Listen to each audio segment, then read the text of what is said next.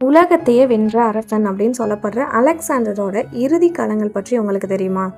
Alexander யுத்தங்களால் உடல் பலவீனமடைந்து மரணத்துக்கு முற்பட்ட நேரத்தில் தன்னோட அமைச்சர்கள்கிட்ட 3 விருப்பங்களை சொல்கிறான்.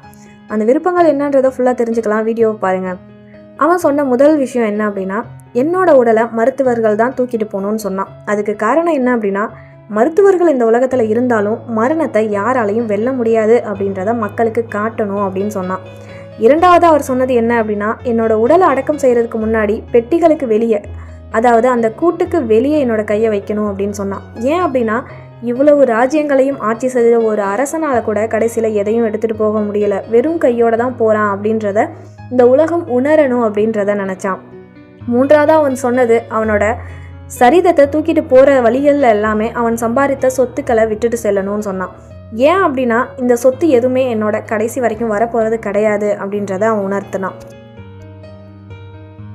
உலகத்தை வெல்றதுக்கு முன்னாடி மனசை வெல்லணும். சொத்துக்களை சேர்ப்பதுக்கு முன்னாடி நேரம், அமைதி, நல்ல மனசு அதெல்லாம் சேர்க்கணும். இதெல்லாம் தான் உண்மையான செல்வம்.